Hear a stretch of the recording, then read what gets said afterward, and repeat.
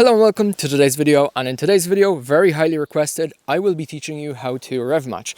Now, after all of my videos on TikTok and Instagram have been going slightly viral, people demand answers and I'm here to provide them. In this video, I'm going to go over the simplest way of rev matching, which is just going from higher gear to lower gear. I'm not going to get into heel toe, I'm not going to get into synchros, but I'm going to tell you what I'm going to talk about and how I'm going to talk about it to give you all of the information and instructions that you will need to learn rev matching and to do it in the safest way possible. As I have hopefully already mentioned, I do have a plan which I will share, and then we're going to hit each of those points. I actually sat down for about an hour, 2 hours, and I kind of added to what I want to mention just to make sure that I can give you all of the information and knowledge that I have on rev matching, which would hopefully make this process a lot easier, not so tedious like I had, and less stressful, so you don't end up damaging your car and transmission and you will end up hating cars. So the plan is, before we will even get into the car, first off, I want to talk about what rev matching is, why you should rev match.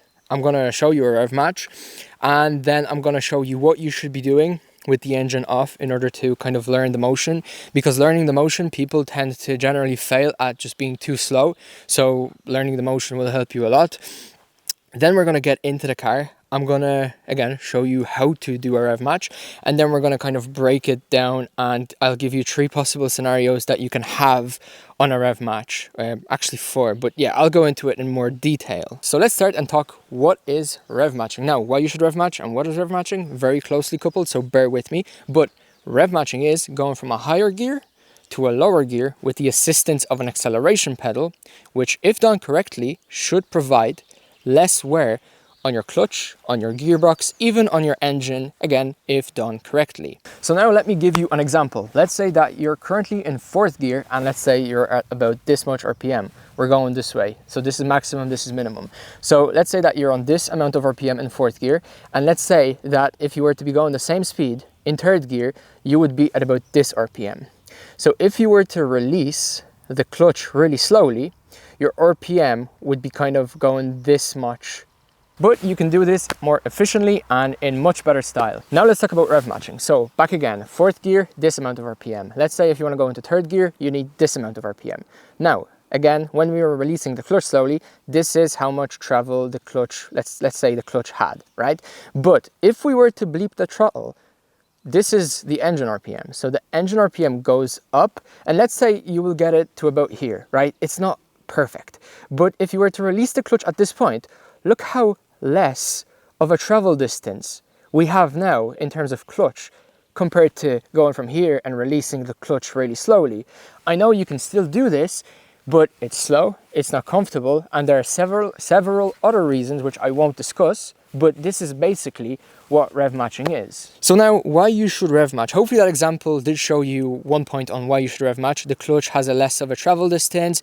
It basically puts less stress and less wear on the components, which is very huge. But I'm going to give you some real life examples of you driving and making your drive a lot more comfortable if rev matching compared to just doing the clutch thing normally. So example number 1, let's say that you are going and you have to overtake a cyclist. You are in 4th gear, but you're going too slow. You need to be in 3rd gear or even possibly 2nd gear. If you were to switch your gears normally, so just pushing in the clutch, dropping down the gear, releasing it slowly, you could probably tell that it's going to take too much time. Again, it will also provide more wear on the components. Now, if you were to rev match, you could do this a lot quicker and you could overtake that person. Or even better, if you're running away from the cops and you're in the wrong gear and you need to go quicker, you can drop down to the gear that you need so you can go off on your way. So a very obvious reason why you should learn how to rev match, why most people learn how to rev match, why I have learned how to rev match, is the sound. The sound coming from this car especially, it is amazing. Now, a lot of bigger engines have a pretty cool sound when rev matching. I feel like naturally aspirated engines have a lot of a better sound when doing rev matching. So before we will get into the car and I'll show you the motion and what you should be doing in order to kind of learn this process the fastest and the simplest and the cheapest way possible, few things to go over. Now, each car is different. If you put 2 M3s beside each other, they will feel different in terms of rev matching because of the component wear and clutch wear. So again, there is kind of no way to learn rev matching on one car and be able to be perfect at rev matching at every single or in every single other car. Second thing is, whenever you learn how to rev match, each rev match isn't going to be 100% perfect. I will discuss it. But again, you're not a machine. If you want a perfect rev match, get an automatic or get a car that has a auto rev match. Now I'm going to show you the motion. I'm going to talk about it. Hopefully this is visible. This is the gear stick. We've got our pedals. Hopefully this is visible enough. But we are currently going in third. And let's say that we want to go into second. So I'm currently in third. I have my acceleration pedal down a little. And let's say that suddenly we need to overtake someone and we need to be in the second gear. So what happens is you let go of the acceleration pedal as you were to normally change your gear. You press down on the clutch, and at the same time that you're kind of moving the gear lever from third to second, you also want to bleep the throttle pedal. It isn't a sequence where you first go into like neutral or something with the actual gear lever and then press acceleration slightly, or bleep, what people call it. What you want to do is you want to do this motion at the same time. So let's say that I'm third, like this is it. So again, let me show you that motion real quick. So we are in third gear. I need to go into second gear. That is literally it. So hopefully that was visible, but I'm going to change the angle to give you a bit of a hopefully better perspective on it. So now I'm going to discuss a very, very key thing, which is a very big tip that you should definitely learn. So your clutch pedal has a bite point. At a certain point, it just bites. In the M3, it's just towards the very end right here. And whenever I release, this is the entire clutch. So there's a very little travel distance to where actually clutch engages to where I have to lift off the foot. This is actually pretty good because you can change gears really quickly. But if you have a longer of a travel distance, that's okay. It's better for learning because you can engage that clutch a lot smoother than in the M3. In the M3, it just bites. Now back to discussing the clutch pedal. So as you are releasing, wherever your clutch starts to bite, this is where you kind of want to put your foot back really quickly, and then you want to ease it off at the very end. So again, close up of the clutch as I'm doing the motion. Now I know I need to hover the car, but whenever you are releasing the clutch, you want to release really quickly to where the bite is. You will learn this in time, like this does come with practice, and then you want to ease off kind of slower. Whenever you get better at it, you can do it a lot quicker, but again, this is a beginner tutorial. So I've changed the angle. Hopefully this will show you kind of a better point of view of what I'm doing. Again, I'm going to go slowly and then I'm going to show you how to do it fast. So we're in third, we have our acceleration pedal down. We are looking to change the gear. So we release the acceleration pedal, we press on the clutch, and at the same time as we are pulling the gear lever to go into second, we also bleep the throttle pedal. Now this does take some time to learn, so don't get stressed out. Really don't. Like, rev matching is great, you will learn it, but just don't get stressed out about this process. So again, from this point of view, very quickly, we are in third gear. I'm doing the acceleration a little, and then we want to go into second, so this is all you really have to do. So hopefully everything up to this point does make sense, or most of the things. Again, you don't have to know many of the technical things. They just help when you have them in mind and as you're kind of learning this. But this motion, which I have shown you here a second ago, you want to learn this to where you're fluid in it. You don't have to be super quick at it, you just need to be fluid in it. So as I've said, hop into a car that's at a standstill, do it for like a day to maybe 3 days. Make sure that you're comfortable with the motion. Again, you don't need to be doing it quick. Make sure that you're fluid and comfortable with the motion. That's all that's required to kind of move on. And welcome back. It is Sunday. The video is going to be slightly delayed, but I'll try to upload the video today. Now, as a first tip, you do want to find yourself a spot where there aren't many cars around. It is just going to give you, I guess, more comfortability. Now, one thing to note, I am sitting in a different position than I would use to sit normally. It's just to get a better angle of everything that's going on. So each downshift may not be 100% due to the sitting position. But if you want to see me drive regularly, I have uploaded many rev matching videos and me kind of driving around in the E92 M3. Just so if you want to kind of get that verification that I do know what's going on. Now, as a first tip, as a second tip actually, what you want to do is you want to warm up the car.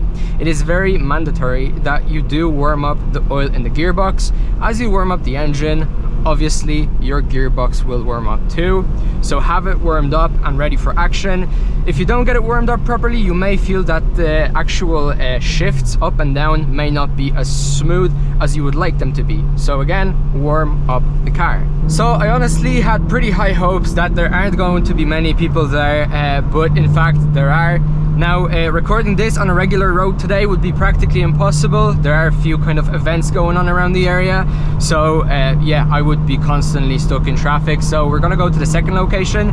So now we are at the second location, and let's talk about the 4 different types of kind of rev matching that you can have. First off, it's undershooting. And this is whenever you bleep your acceleration pedal, the RPM won't be as high as they need to be, so the car will yank. You obviously got the second one, which is overshooting, meaning that you have too much of your acceleration, or you bleep the acceleration pedal too much, again, your car will yank. There is a third one, which is the ideal one, like you get it pinpoint on. Like by pinpoint, I mean like by pinpoint. You can literally release the clutch right away, as fast as you can, and it's just going to like match right there in the middle. And now the very final rev match is a combination of both undershooting and overshooting, but it's not as severe. It's only 200, 300 maybe RPMs off what you want to be at, and that essentially will give you a smooth downshift or rev match, as long as you kind of manage your clutch. And to be honest, it's probably the most common rev match that you will have. With that being said, it doesn't mean that it's a bad rev match. It is still an okay rev match, even if you aren't pinpoint. Keep in mind that there are good days and bad days. You aren't going to have a perfect or a near perfect downshift every single time. Again, it's okay to make mistakes as long as you know how to kind of recover from them.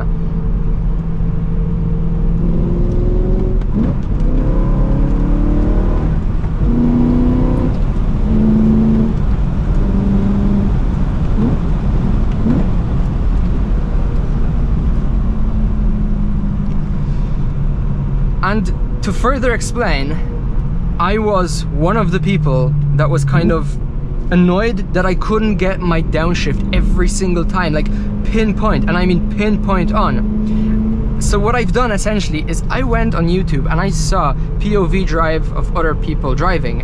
And again, as I've said, you will have a lot of those downshifts where you're near, very near 100, 200, 300, but you will see if you look really closely at the RPM gauge that this is how real life works. So now, before we will get to further dissection, a very big tip again that helped me out a lot was the exhaust sound. A lot of people are telling you to keep the RPM at whatever, bleep the throttle so it goes up by 500 RPM, I will get to this, and then release the clutch. This didn't work for me, and I will tell you why it didn't work for me and why it doesn't work for many people, and people are left kind of fed up. What helps me, again, is the acceleration sound, the exhaust sound. So I kind of put my windows down and I kind of listen to the engine, and my downshifts and rev matches, as stupidly and as weirdly it may sound, are based on the engine sound. I'm not even looking at the RPM, right? But I know that whenever I do a rev match or a downshift without even looking, and it's so smooth that you can't even feel the change, I know that I have done the correct rev match. Now, again, sorry if I'm talking too much. I'm just trying to give you as much information as possible. It's not just about kind of seeing what to do and doing it. There are a lot of things which you kind of need to consider when doing it.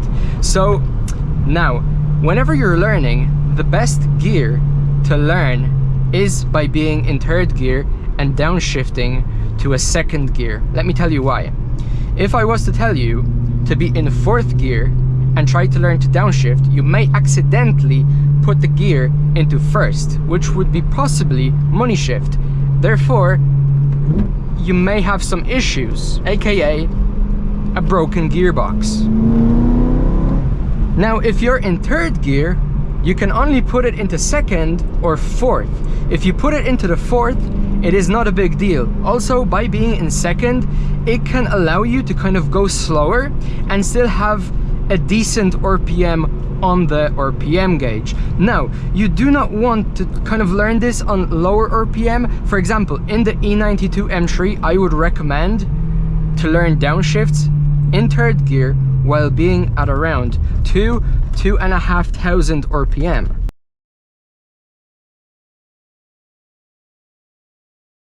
Also, don't get discouraged with what I'm about to say, but going from third gear to second gear is probably the most difficult rev match. Now, in terms of going into first gear, I'm not going to go into it. So now I have kind of mentioned that people are telling you to go up 500 RPM and then to like release the clutch and learn it that way. Well, it doesn't always work. It depends what gear you're in, what sort of speed you're at, and where your RPM counter is. Obviously, if you're going in third gear and you're looking to drop to second gear, but you're very high in your RPM range, the variance between those two isn't going to be 500. So going to second, this was about 500. So now let's check this out. I'll try to do this as scientifically as possible. I may undershoot, overshoot, it doesn't matter. But let me get into a very uncomfortable position. I am at, let's go down to 2,500 RPM, shift into second. You can see that was a perfect downshift. Hopefully that was visible, but that was about 1,000 RPM.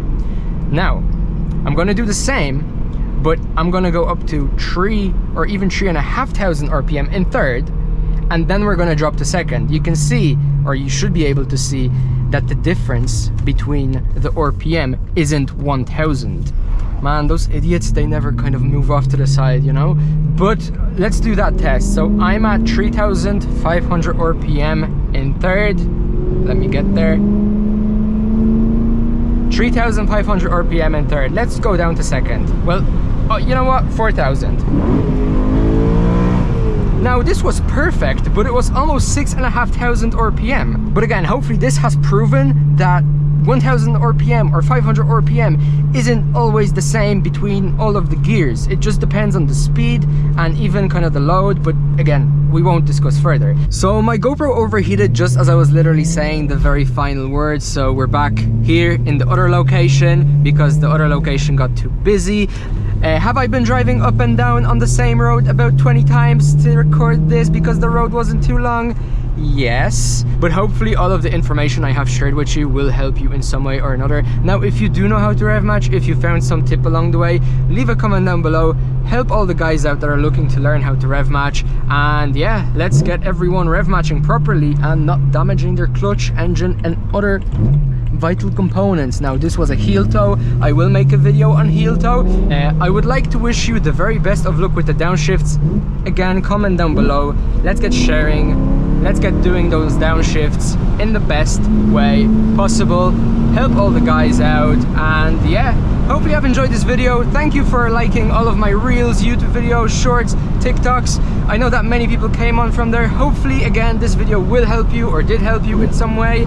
And yeah, I will possibly see you in my next video. And as always, take care and to the next one.